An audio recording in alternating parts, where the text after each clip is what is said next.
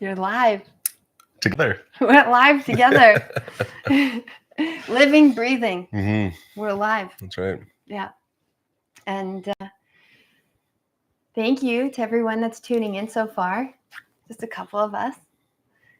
And let's start off by seeing where you're tuning in from.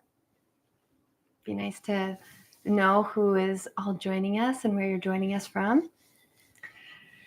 But we wanted to hop on here today, and it was a very last minute idea to do it here at home. We originally had planned on recording it and having this all done while we were on vacation. So let me first introduce you. This is my partner, my love, my best friend. And now we're also great travel companions too. Ooh, we just got back from Mexico. And I see that a couple more people are trickling in. So as you come in, just say hello. This is Keith Hardin. I'm Ayla Nova. And I thank you for being here. This has always been an honor to share this YouTube space with all of you that have practiced Yoga Nidra with myself. And I took a pretty long pause from sharing Yoga Nidras. There's only a couple that have trickled in. And then, of course, the 10-day rest and restore that you experienced in December. And that was a really beautiful opportunity because we began the Nova Nidra community. So a community where like-minded individuals who value deep rest can go. And I'll leave a link for you so that you can tune in and join that community if you'd like to come join us for some deep rest. And who do we got here? Keith, this is my Keith. Right on. Beauty. Yeah, and we love Keith from the Kootenai Avalanche courses because he also is a snow lover like ourselves. Perfect. Love that. Nice to see you, Jeff. Lady Lane, Fairchild. Hi, welcome. So we wanted to introduce you all to each other because we're really big piece of each other's lives now. Thank you, Katie. And we have a bit of a unique story about how our lives came to cross paths. And I mean, a lot of you that are here probably have a little bit of insight to my healing journey through cancer, traumatic brain injury. But what you might not have known is that probably around a year ago, I crossed paths with this handsome, strappy man. And it was kind of interesting timing. And so I'll just kind of state a little bit about my story, and then I feel like you should share yours. Absolutely. Yeah.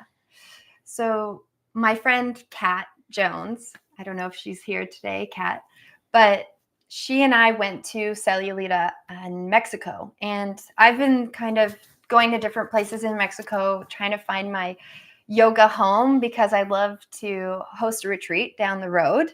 But of course, I want to feel connected to the land. So one of the places we began our experience in finding a retreat space was in Sayulita, Mexico. And I got there and I thought, oh my goodness, this place is so alive. It really suits the whole essence of I am alive, which has been my Sankalpa for a long time, over 7 years now. And when I came back, I felt like I had woken up to something inside myself that really spoke to, okay, I've been sharing these Yoga Nidras for a long time. I feel like I'm at a place in my life where my heart is beginning to open up. And in previous history, I often went into relationships thinking, okay, if this person accepts me, then I'll be enough. I'll be worthy of love. And because of that, I would kind of really throw myself at people. The serial dating. Just give them as much love as I could, and they would never be able to handle it. It was too much. It was too intense. And fair enough. It's a lot of love. I got a lot of love to give. I'm sure you can all feel that. And when I came back, I realized, oh my goodness, I really feel like I am ready to open my heart to someone else. And I don't feel like I'm coming from that place of, if they accept me, then I'll be worth it. I'll be worthy of love. I felt like, okay, I actually have a trust in myself. I've been practicing consistently with Yoga Nidra, sharing it and feeling like I'm really embodying and living this practice. So I actually went on a dating app and I thought, all my girlfriends, they laughed at me. They're like, are you serious, Ayla? You're going on a dating app? But real world connections weren't really working out for me. And it's so funny because, you get some pen pals, people that chat with you a bit. But this guy, he immediately was like, let's go for coffee. And so I went to a yoga class before we were supposed to meet for coffee. Actually, I'm going to backtrack a little bit because the day before we met, he sends me a picture of himself in front of a dumpster. It wasn't the most well planned out selfie, but No. And I thought, oh dear, this is interesting. Well, no, and then the first video was me singing metal. Oh, with yeah. a buddy of mine. Yeah. So he's with his roommate two red flags in a truck, and they're singing heavy metal. And I'm thinking, okay, I'm not against heavy metal, but I definitely am not all for it all the time. So this might not be the best match. And then the dumpster picture really put a cherry on top of that. And I go to this yoga class before we were supposed to meet. And I'm getting ready after Shavasana, and I'm thinking, oh man, I think I should cancel this. This is like, I'm getting vibes like he's into really intense music, and he's sending kind of weird photos in front of garbage cans. But I thought, okay, you know what? You have to practice. So this will be a good opportunity for me to practice and meet someone and get to know them.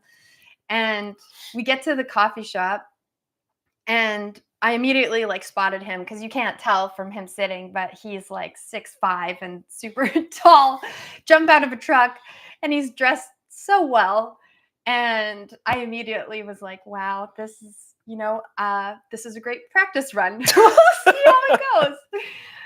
But yeah, chivalry really did you well because he opened the door for me, took care of the coffee, and then the conversation started evolving. And so, should I keep on going? The Yeah, you're on a roll. Yeah, absolutely. Okay. Girl can talk. Yeah, girl can chat. So we get to the coffee shop. We get seated down, situated. Actually, funny part, again, 6'5". We're looking for a place to sit. The place is packed. And all they had in the one area was a kid's table. And he's like, you want to sit here? And he literally sits down in this kid's chair. And that was a green flag for me because I could tell that he had a good sense of humor. Yeah.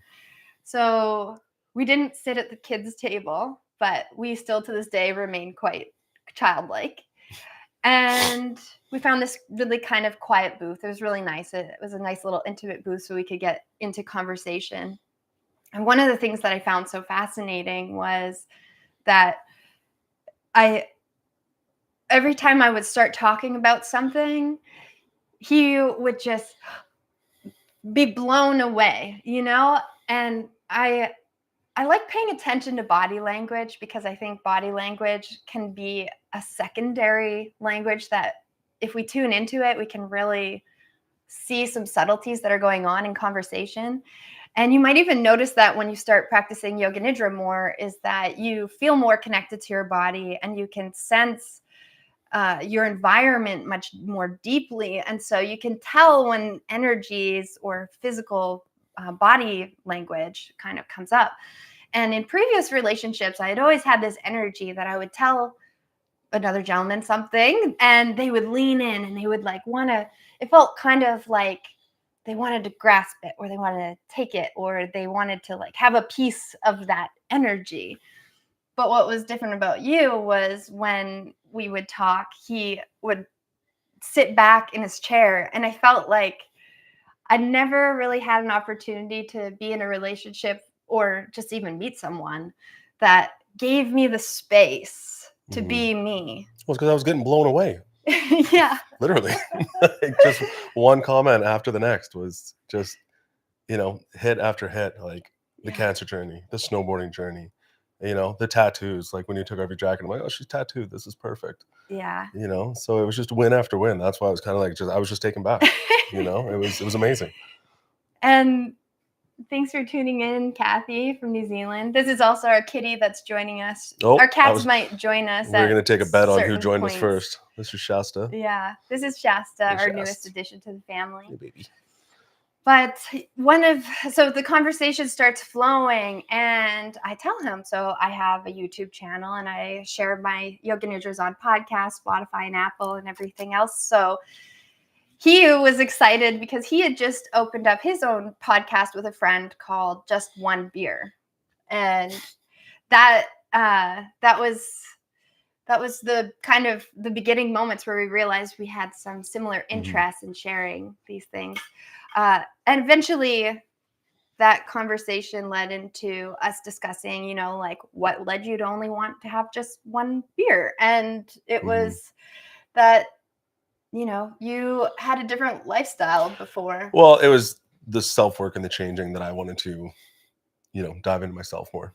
Right. So when I ended up moving back to the city that we're in now, like I had, you know, failed relationship after failed relationship and looking for love in the wrong places and looking for parts of myself in someone else before I could actually love myself, you know? So I was looking for gratification in other people without doing the work to self-gratify myself, you know? So when Jeff and I decided to do Just One Beer, it was like, you know, we're, you know, not that we were too crazy, but we noticed that we were using substances to kind of mask those emotions that we could have got out elsewhere. So we started that podcast. It went for a little while. I mean, him and I ended up having kind of some creative differences, but it got us to the point where we started trying new things like meditation and yoga and eventually Yoga Nidra. You know, like I always kind of had the gym, but the gym is kind of more like intense. We're getting in there and heavy metal music. But it wasn't until you introduced me to Yoga Nidra where I could actually be myself and tune into myself for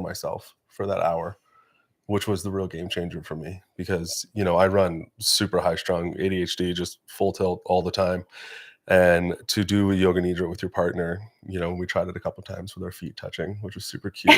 Yeah, our feet touching in Yoga Nidra is interesting. Yeah, sure. I mean, but for you to actually invite me to listen to my breath and invite me to, if I have an itch, just dive into it, you know, instead of fight it, and actually take that hour for yourself and to set that sound kalpa, right? That was the game changer. And when we discovered our cancer journey together, you know, well, not together, but, you know, we both had one. And after you started using the sound kalpa, like I'm alive, it was truly a game changer. Because if I'm alive, I can do anything, right? And we can change, right? And I can start loving myself for who I am and not who I was. And, you know, I can give myself fully to you, and I can have moments of weaknesses that I was like scared to share with other people. But, you know, you and I have those hard conversations all the time, and it makes it easier. Yeah. You know? We started off by just saying the truth right off the start. You know, for me, it was that I knew going into the relationship that I wasn't going to be able to have kids. I'd been under so many treatments and so much chemotherapy and so much radiation that just wasn't an option for me. And so I knew I wanted to open my heart to someone that was ready for the love I was able to give. And so I didn't want to play games or wait and find out months down the road that they wanted a family and I couldn't provide that. And I know you can adopt and things like that, but I actually really love the idea of, you know, nurturing birth in another way. Like Yoga Nidra and beyond is like the baby to me. And it really is. Yeah. I love sharing this practice, and it feels like soul work to me. And that was actually one of the things that we kind of discovered along the journey. He started doing Yoga Nidra with me, and then we started to notice that he was having creative differences with the podcast. And so he backed out of that because he realized that it wasn't aligning with it wasn't serving the kind of the mission and the path that I was drawn to. And I mean, he's still doing it, you know, we still talk. He's doing great. It's just because we're aligning with my kind of mission statement that I wanted to carry on with myself. And you know, I got a lot of self-work to do still. I mean, this is the best I've been today, but it's going to keep getting better every day. And you know, just you and I being together and not being scared as a man to have those conversations with your partner is huge. Right? Because in previous relationships, I felt like scared to be like, to show weakness or to be emotional. But you and I are so emotional together. I mean, cry a day keeps the doctor away. I cry every day. It's true. But that's healthy. It's a healthy outlet. you know? Yeah, and I feel like that's one of the biggest things is that a lot of times we reject these aspects of ourselves that are just so true, you know? Like I know that there were certain things said to me in early days growing up about crying and how you're not supposed to do it or you got to stop doing it. Mhm. And so then it just built up this tension of emotion that got trapped in my body. And then all of a sudden I felt ashamed to be myself because waterworks were coming out in times that were maybe inappropriate for some people. And I don't feel like I needed cancer to give me a hall pass to be an emotional body, Mhm. you know, that I feel very in tune with this emotional body experience that we have. And that's really the kind of the crescendo that comes into the practice of yoga nidra is that we often want to bypass the body Mhm. when we're going through challenging times, and really it's about the body first. The body is what's going to allow us to connect to the breath. So one of the things that we do together to calm our nervous systems as a couple, and like it was intuitive, we weren't like, okay, we're gonna do this when things get intense. Yeah. It kind of, Was it when you had that meltdown snowboarding and I just kinda grabbed you and I said, "We're just gonna take a couple breaths and we're gonna calm down," because you, yeah. like, lost your glove outside the truck or something, and it was a full-on panic for about 2 minutes, and then I just came over and we just oh, Yeah. right? We'll just do 5 deep ones, right? Well, And we've been doing that since the start. it was actually in the early days of us dating. That's Mhm. when it first started. Was he made a plan with me, like Oh, that's we right. were really like wanted to spend every moment together, and it was so funny. Every single time we got together, there's this excitement, fireworks going off, and he immediately said yes to a plan that we were going to have to go Mhm. snowboarding in That's right. Revelstoke in BC. And last minute realized that he had already overcommitted. And so this was like the wildest thing for me. I'd never experienced this from a man or a previous relationship where he came over and this is probably news to all of you, but one of the things that what I do for myself to self-soothe is I just place my hand over my chest and I make circular motions over my heart because my heart feels a lot. And he doesn't know this. And he just comes up to me and he's like, I have to tell you some news that I didn't want to have to tell you, but Mhm. this is important to me and I need to change our plans. Um, and I was just blown away because I felt like my normal reaction would to be to cover my heart Self-soothe, yeah. and self-soothe. Mhm. And he just immediately did that for me. And that kind of started a little bit of this grounding thing we do together where he'll just put his hand on my heart and we'll breathe together, or we'll just take a few breaths, Mhm. like he said, outside of the That's snowboarding ski resort. yeah. I lost something, Yeah. typical. And we do the same thing. And that's Mhm. been a constant that's really helped us as a couple. But it goes both ways too, because I have my frustrations, like, with electronics, and I don't know how you do all this electronic things, but, I'll have a short meltdown, and you're like, "Babe, just breathe, right? Yeah. Take a minute." Yeah. And I swear, there's 5 to 10 breaths, and it can change your entire outlook on your day. It's crazy. Well, and also when you think about the practice of yoga nidra, you connect into your body, and the breath is the one part of our all of our levels of consciousness. So Mhm. we're breathing unconsciously. We have to breathe unconsciously in order to oxygenate our blood for our heart to pump all of that CO2 and O2 into our bodies. And then the cool thing about our breath is we can actually manipulate our breath. We can choose to deepen it or to Mhm. soften it or just simply observe it. And then that becomes the bridge to our emotional body. And because we are so activated by our senses, our sensory, whether it's like somebody says something that feels influential or triggering, or we have an experience that kind Mhm. of upsets our nervous system, then when we connect to our body, connect to our breath, then that's also telling our nervous system that we can regulate, that we Mhm. can choose to feel into that experience differently. So the practice of yoga nidra is like pseudo in a way ninja work where you're like, remember that's what I called you when I first met you? yeah. Yeah, we first met and she's like, yeah, I'm into Yoga Nidra. And I swear she said ninja. And then we just kind of passed it on. And I ended up going home to my roommate that day. And I walked in, I was like, I'm in love. I don't care who knows it. But he's like, what does she do? And I'm like, man, I'm pretty sure she said she's a yoga ninja. And then we rolled with that for months. And then it wasn't until I hung out with her a couple more times. And she's like, it's actually Nidra. And I was like, oh, I like ninja better because you are my yoga ninja. Yeah. And you've changed everything so much. Appreciate you. Yeah. I appreciate you too. Mm-hmm. Well, we'll do a little Yoga Nidra session, just a short one, when we close up today. So if you want to stick around for that, we've got more conversation going, but happy to do just a little kind of reset and have it so that we can, tap into that heart space, which is what today is kind of about. For those of you that are in this part of the world, it's Valentine's Day.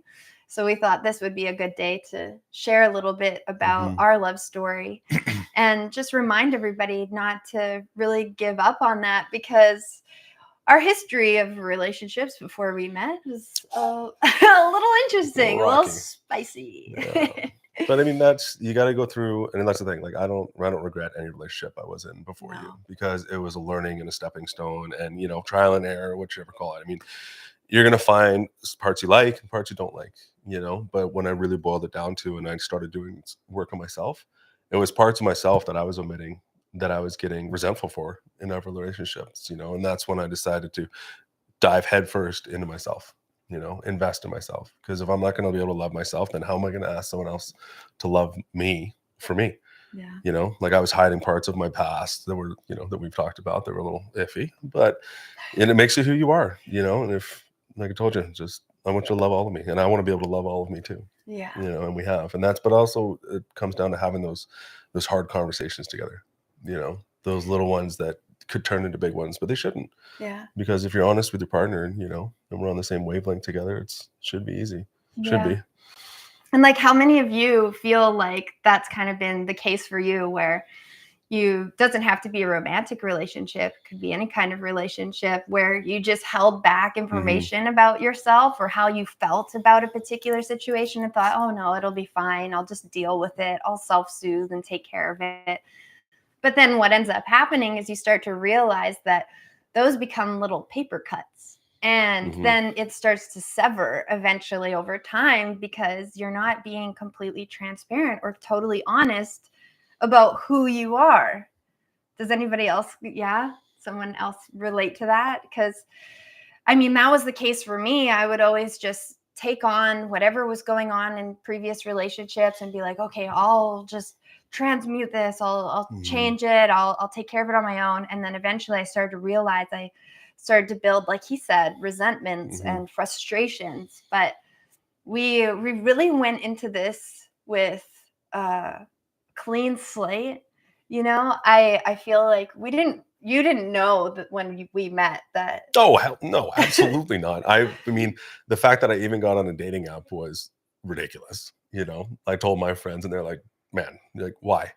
And I had just come back to this city after leaving for, probably 5 years, maybe a couple. Yeah. And I was on that path of, I wanted to meet new people. I wanted to get a new friend group. I wanted to experience a different side of this city that I had previous, when I was, a lesser than nice human back in the day. So I said, yeah, I'll get on a dating app and I'll see what's out there, not knowing that I was going to meet the love of my life on my first damn date, first coffee date right out the gap. But you and I deleted that app after about 72 hours. Yeah, we deleted it which right is cute. But I mean, it was 2023 back then. Like, I wasn't meeting people in a bar because I wasn't going to a bar. And I don't go to the library, so I don't know, I'm gonna meet them there. So where else do you do it? Exactly. And it's, the people that we've talked to, like, we met on a dating app, and there's definitely some success stories. I mean, there's some horror stories, absolutely.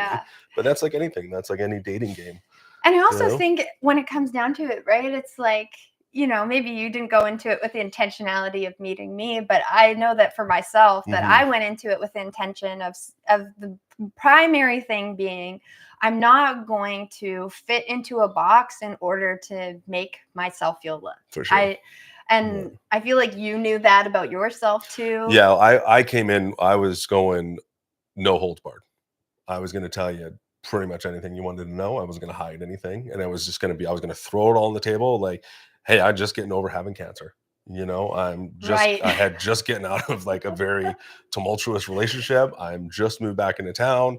I didn't think I told you I was unemployed at that point, but like I had just gotten fired because Yeah. of my ego and my attitude, which I was trying to deal with, via the podcast and some other outlets like meditation and yoga. And I just kind of threw it all at you. Yeah. And that was It's the true, basis guys. of it. You told me Like I was a everything. mess when I met you. Like, I was on the mend, but I mean, He's on the mend. there was a lot going on. You weren't so messy that I thought that that you needed more time. No, Unfixable. Unfixable. Well, I didn't want to fix you either. No. I felt like, the difference Yeah. is that sometimes you go into something and somebody tells you everything about them and you're like, whoa. Yeah, like I didn't want it to be like a trauma dump. I just kind of No. wanted you to know, like, and it was my first time on a dating app, and probably since Tinder came out in 2016 or something. I hadn't done it forever, so I was nervous to go on a first date with someone. And then I see you and you're beautiful, and I'm like, oh my god, don't panic.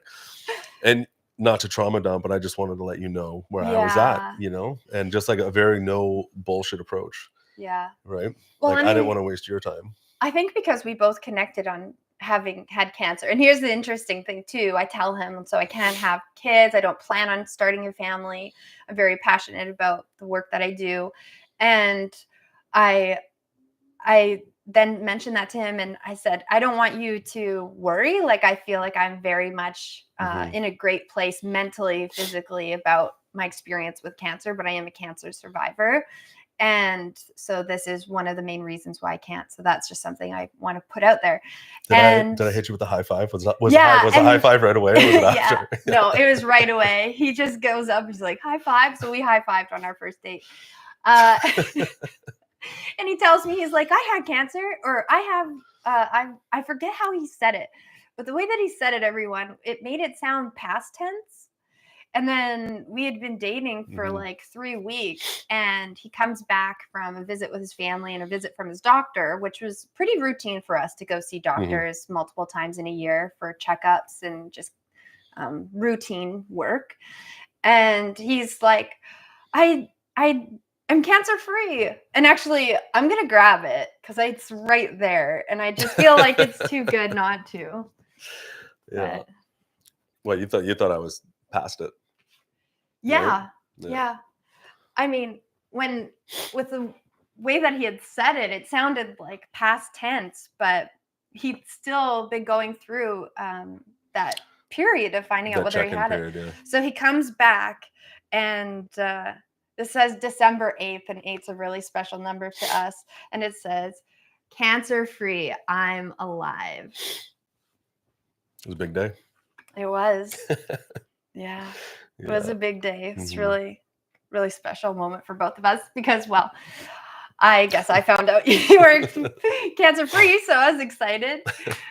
But I was also just grateful that, I could be with you during that experience, because I know what kind of feeling you get when you find out that you are cancer free. So it was fun being shocked like that in a way, I guess. Yep. It was a year. Yeah. Sure. Yeah. And I mean, of course, you still have to do a lot more checkups because he chose we're not still to do still on the year so. checkup.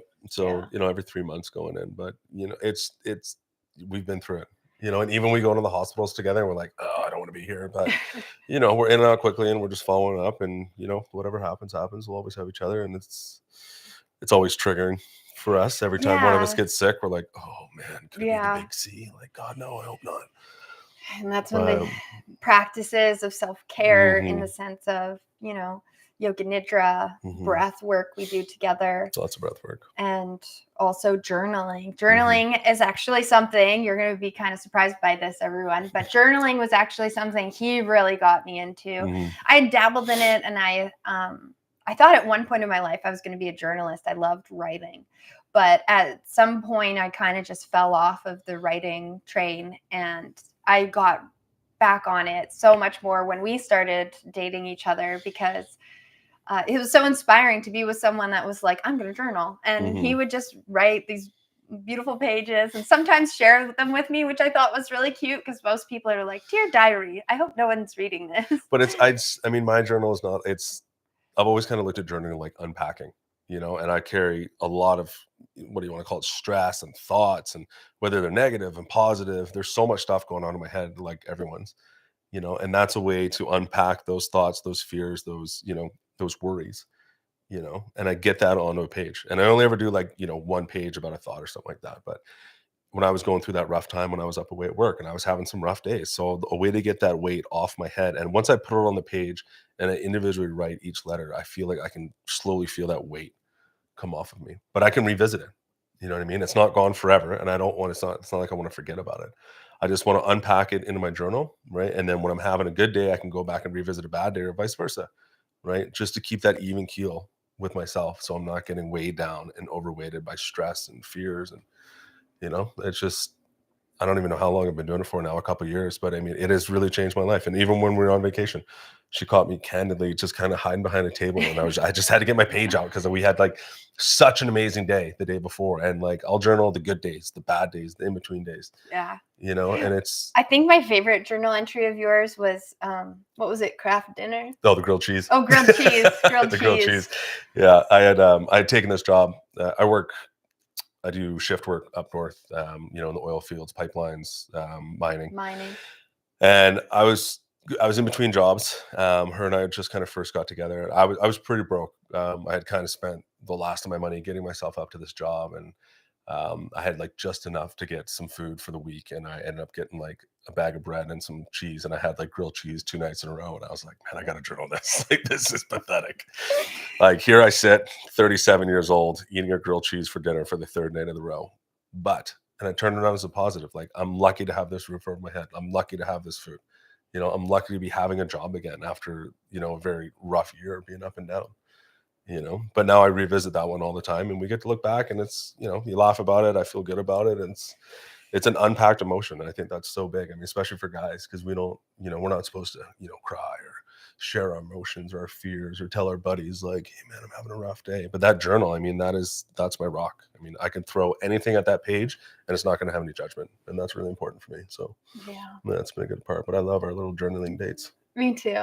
Yeah, it's really sweet. We definitely do a lot of journaling together, and it's kind of become more of the routine, and understanding ourselves more deeply in that way, and just getting it onto the page, like you said.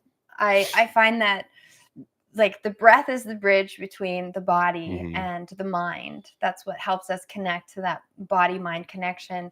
But what happens when we don't allow ourselves to get the thoughts out, it's like there's this energetic part of it where this is considered the yin energy. The yin energy is the dreaming or coming up with ideas. Like, it's like being an architect and seeing what it is that you want to create. But if you only allow that to rest in that space, then it's just kind of circulating constantly. But once you're able to take that yin energy and put it into yang, which is that physical in the world, seeing it visibly, which is actually quite interesting because yang is considered a masculine energy because it's building, it's putting it out onto the page. And so once you are able to get the thought out of your head and onto paper, it now is physical. It's like it's making that dream or that idea or thing, manifesto, become a reality. So that's why a lot of the journaling sessions, and I don't want to say I never journaled, I journaled for sure, but I upped it with this guy. And now I find it's such a beautiful tool. And I used to have a thing against lists, and this guy's like, list. Oh, I can't function without a list. But what I realized was actually I can't function without a list either. I'll wake up in the day knowing that I have some tasks to get done, create the program that I've been sharing. Some of you that are here are in the Peace and Rest program. I won't talk about that too much, but if you want to learn more, there'll be notes in the show notes below. But I would get so caught up in the dream of what I wanted to create that I'd end up half the day not actually getting anything out. So then the night before, and I feel like this goes so well with Yoga Nidra, especially for my insomnia friends out there that have a hard time sleeping, is a lot of the times, I'm giving a lot away here by telling you this, but the reason why it's so hard to go to sleep is because there's this concept or idea that we didn't get enough done in our day. So we feel like we need to ruminate or play it out so that we kind of like shame ourselves into sleep. And then maybe we don't even fall asleep because we're caught up in that stuck feeling. So one of the things that I always tell people, and I've told people in the Peace and Rest program, is have a piece of paper or a notepad next to your bed. And when you find that you are having difficulty getting to sleep, just write out the list of things that you need to do, or write out the thoughts that keep on ruminating. And then listen to a Yoga Nidra. Allow yourself to, like I say at the beginning of most practices, there's nothing you need to fix. There's no problems you have to solve. This is time for you to rest.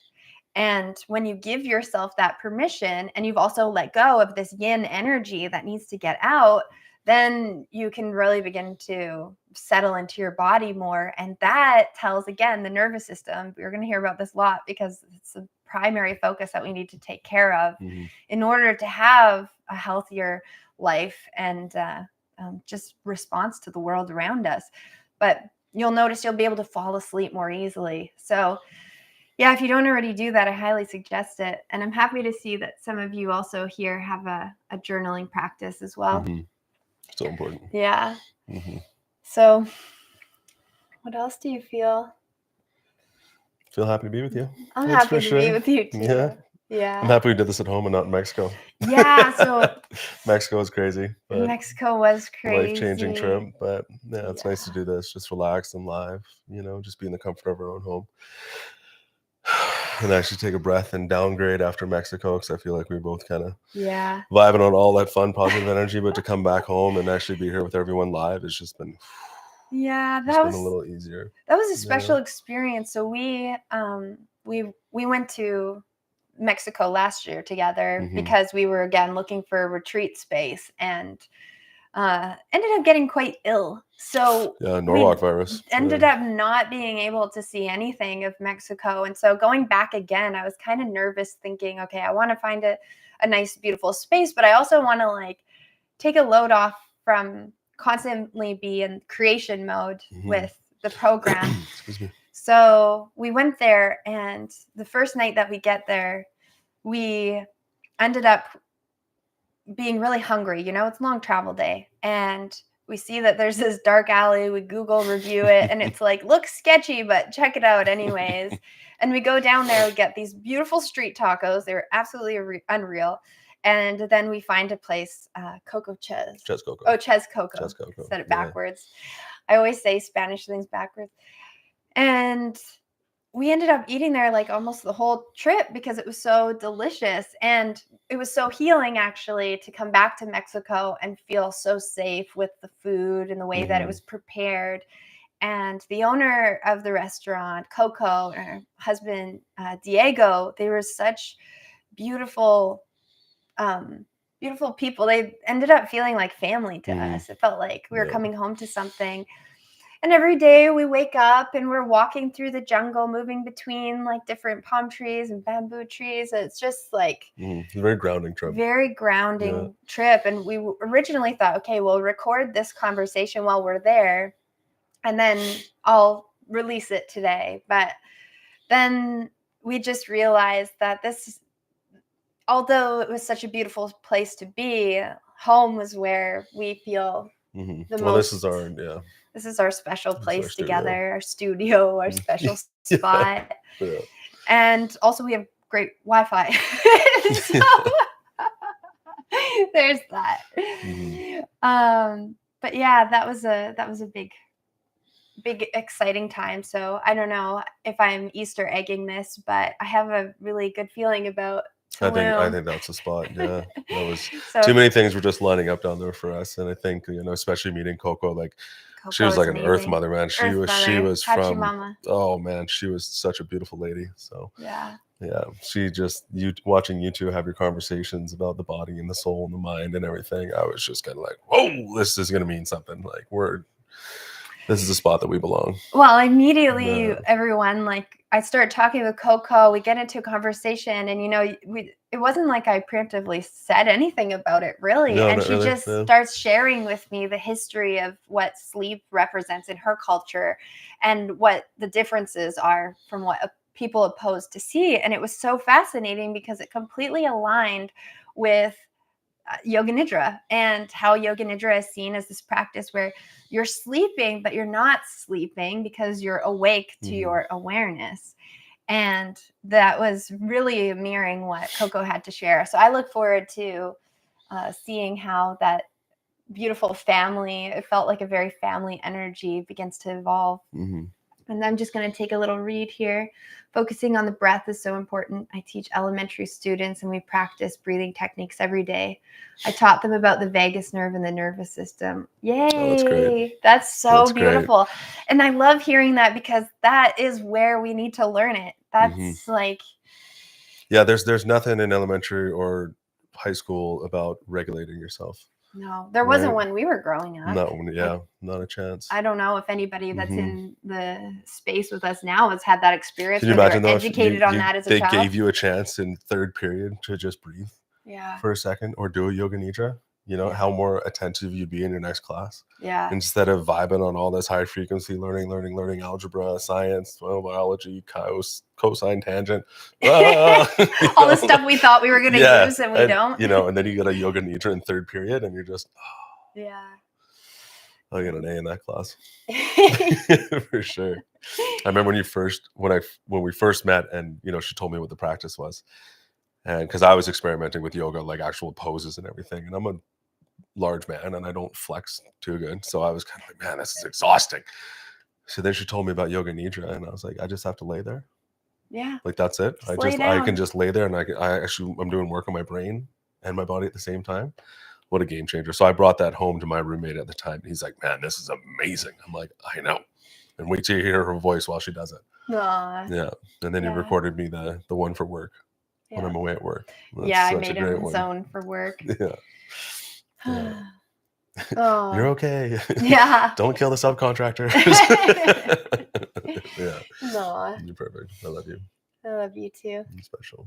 Thank you for doing this with me. Of course, yeah. Yeah. Really happy to meet everyone. It was a mutual decision. Yeah. One night around New Year's, I was just like, we should do a session together. We would share that with people. I'm feeling more called to let people into a little bit of my world to know who I am, because you hear my voice maybe every night, maybe once a day, maybe 3 times a week, whatever it might be for yourself. And the voice behind that it's a person just like you with, complex emotions and experiences. And I want all of you to know that really what my mission is in sharing this practice is to remind you all that it's okay to feel those feelings that maybe you were told aren't okay. And I think that once we are able to access that knowledge within ourselves, that intelligence that's in our body that tells us, okay, you are okay to be angry. It's okay to be angry. And it's like when you're lying in stillness in Shavasana, which is corpse pose, right? We're pretending to be dead for an hour, but that's not really it. It's more in a spiritual context of laying it to rest, to surrender. It's that idea that we don't have to fight for everything.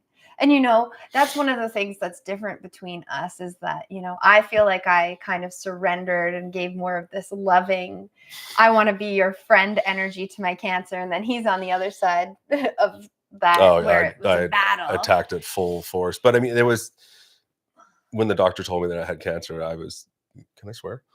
No, okay, I won't swear.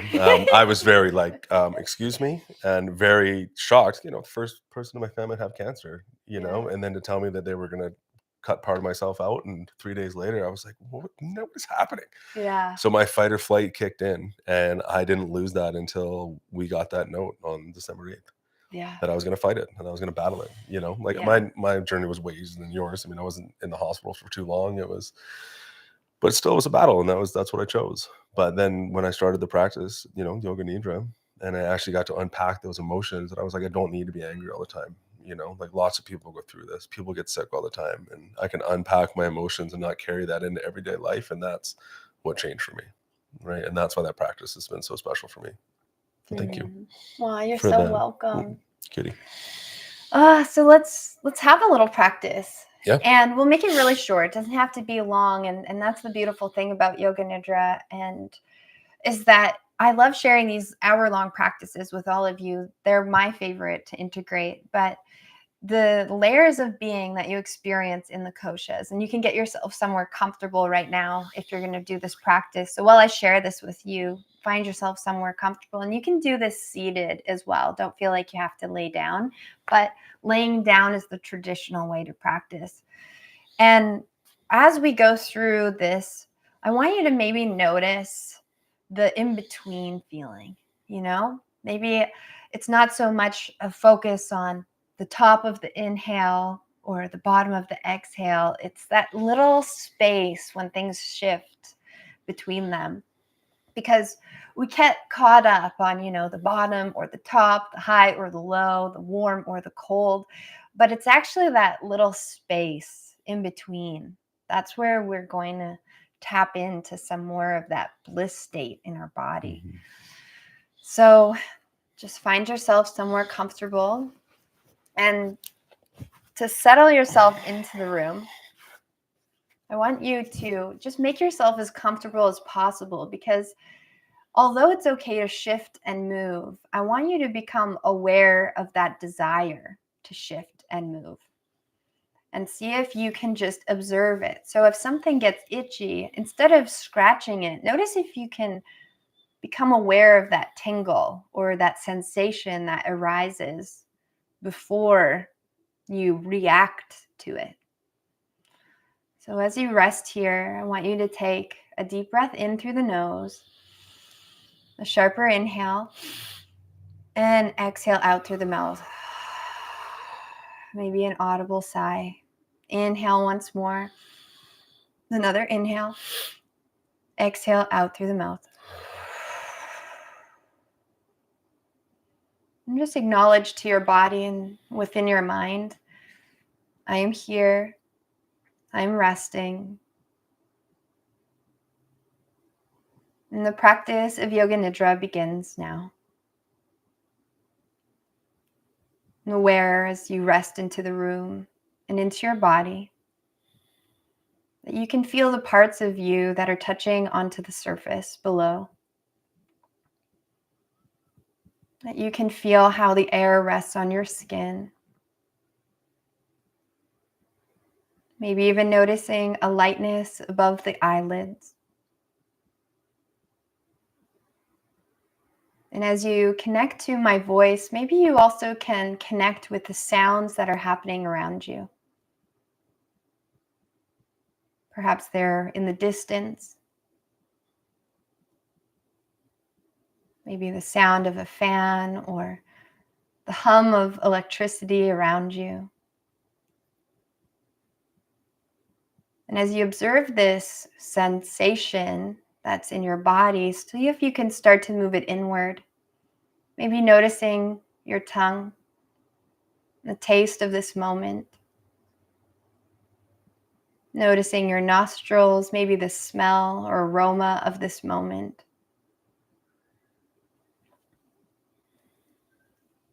And as your awareness moves from the outer world to the inner world, begin to scan your body from the crown of your head all the way down to your toes and your fingertips.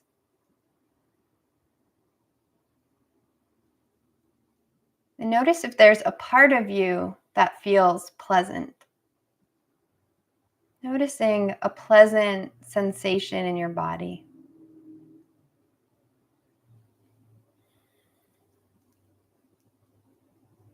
And as you connect with this pleasantry, feel into the space of your heart. Allowing a heartfelt sensation to land onto the space of your heart.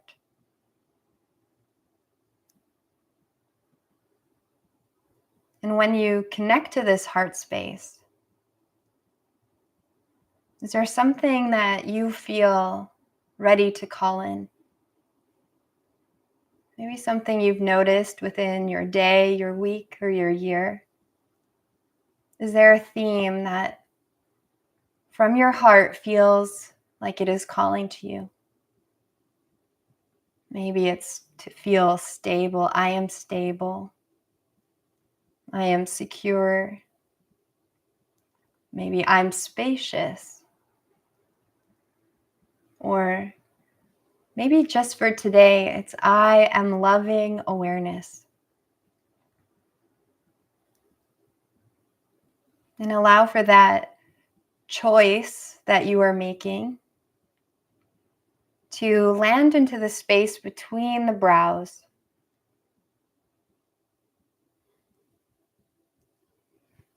And call into that space between the brows what it is that you are desiring from the heart in this moment. Your Sankalpa.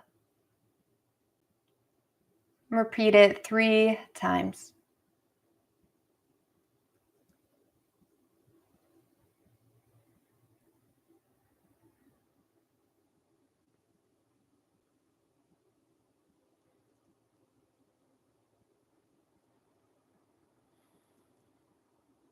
And scan your awareness, allowing for these words to be like a vibration expanding to all the edges of your body and the room around you.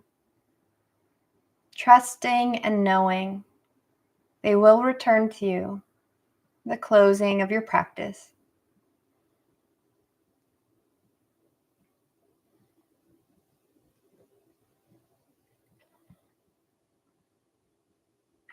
Notice your body.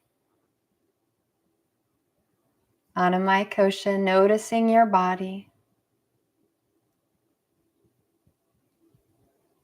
Scan all the way from the crown of your head, past your neck, noticing a softness into your shoulders.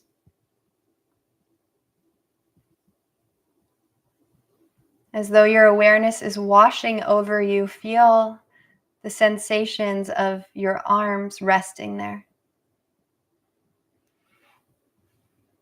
On the back of your hands, the palms of your hands.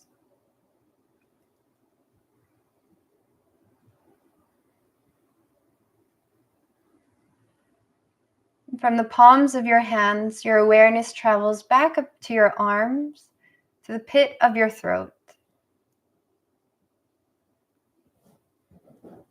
In the center of your chest. A nice soothing awareness moving to the core of your body, the tummy.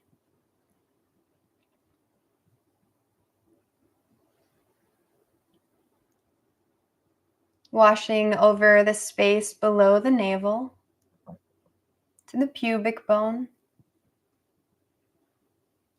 Really rooting into your body.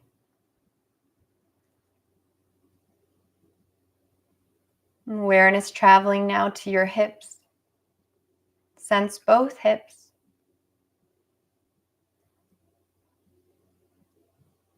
And your tailbone. Awareness traveling down to your tailbone.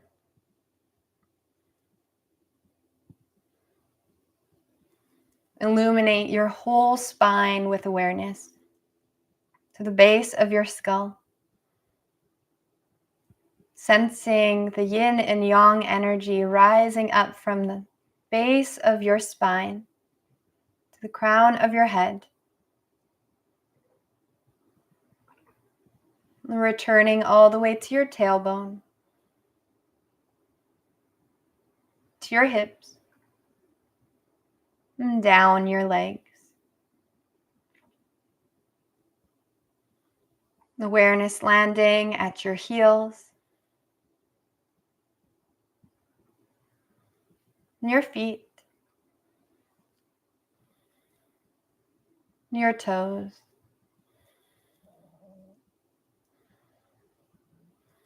Your toes and your feet.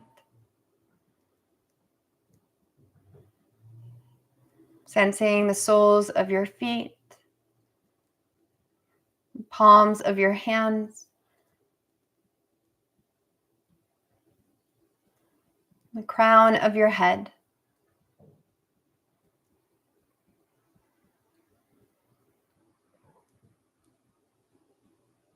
The soles of your feet, palms of your hands, crown of your head. Softening all the features of your face. And softening your cheeks and your lips.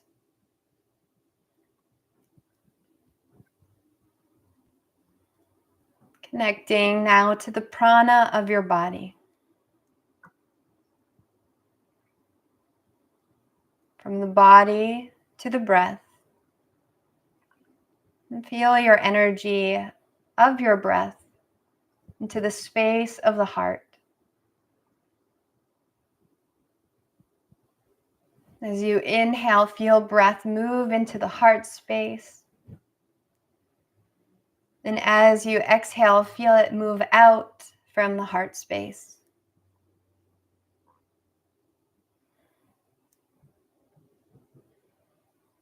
Connecting with your breath, inhaling into your heart. Exhaling out through the heart. Making it even a little bit deeper as you inhale, feel the breath move in through the heart all the way to your tailbone. And as you exhale, feel the breath rise up your spine and out through the heart space.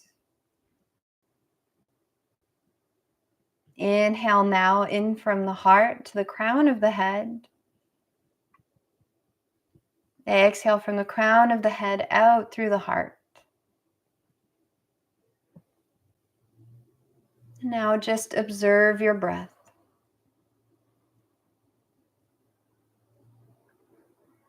Observing yourself, observe your breath.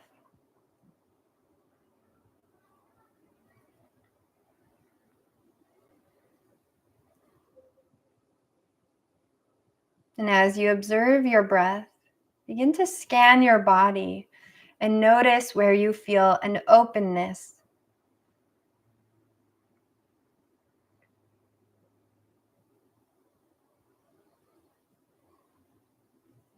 Openness in the body.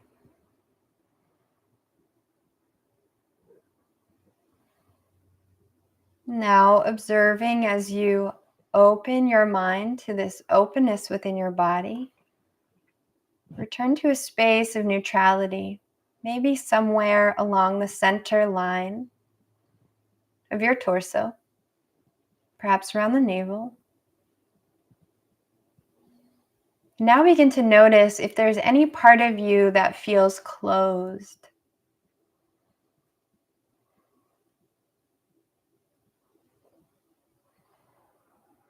Continue to breathe, observing yourself. As you notice the sensations or stories, images that come with feeling closed.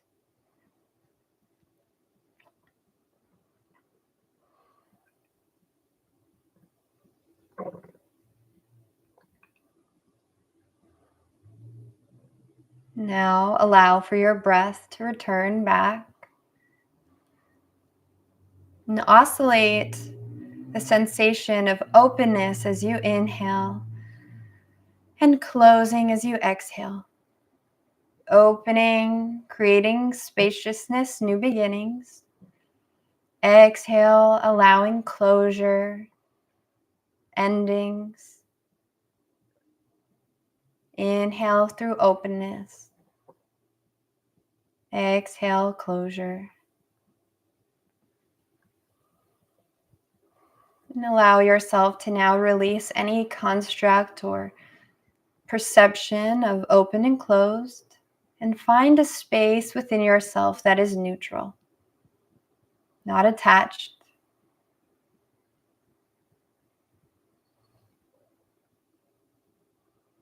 And within that space, notice the in-between. aware of how the space in between can feel spacious,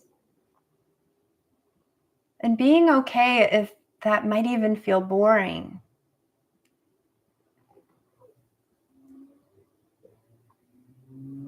Notice for yourself, is there any images, any memories, any feelings that arise when you rest in between it all?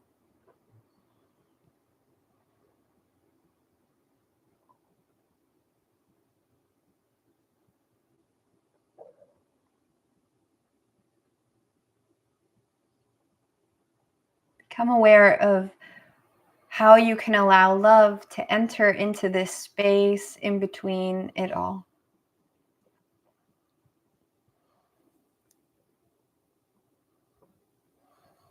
No need to rush or hurry. No need to solve or fix. Just allowing yourself to be between it all.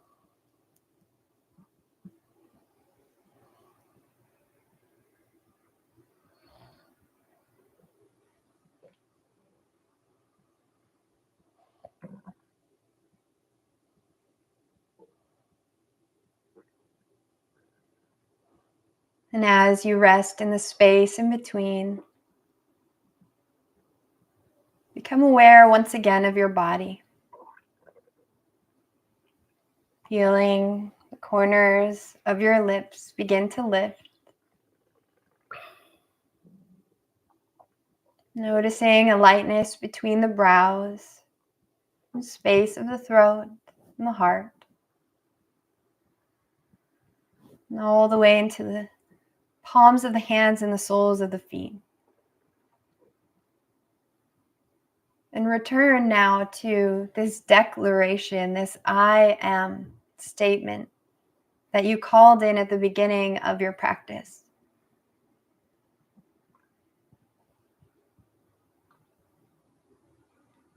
I am.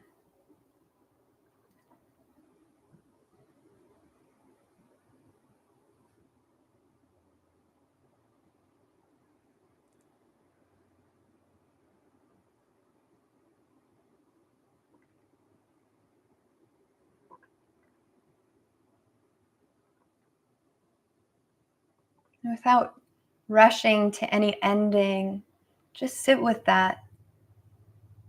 Sit with that deep knowing in yourself that it is available to you, not only in this moment, but even as you enter into your waking day. Begin to return now to your waking day. Feeling your body resting onto the surface beneath you. Feeling the air as it rests on your skin. And breath returning to your body, deepening.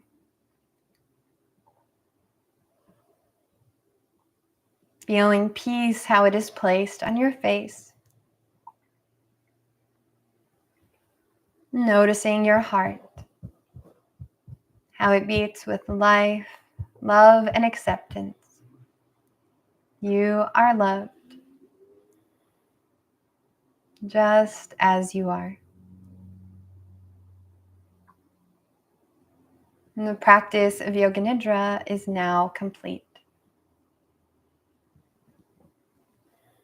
Hari Om Tat Sat. Hari Om Tat Sat. Hari Om Tat Sat.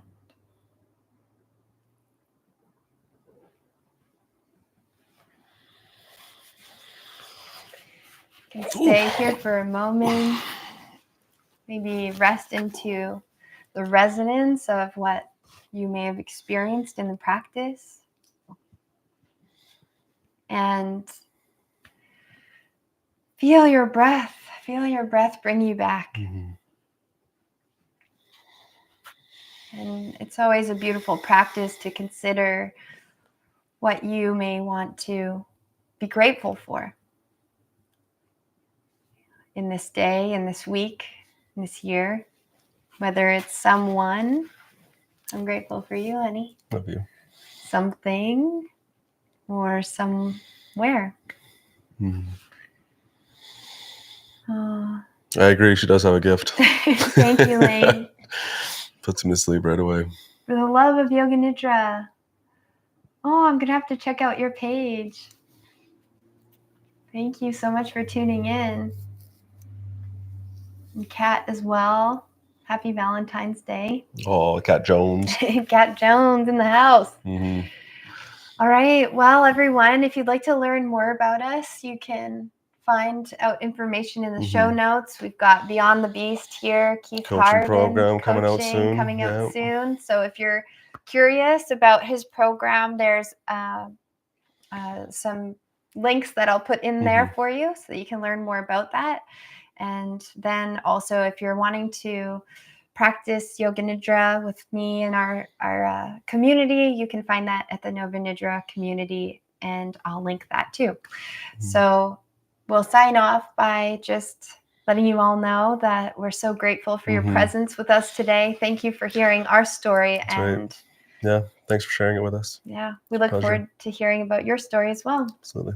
All right. Take care. Rest well, everyone.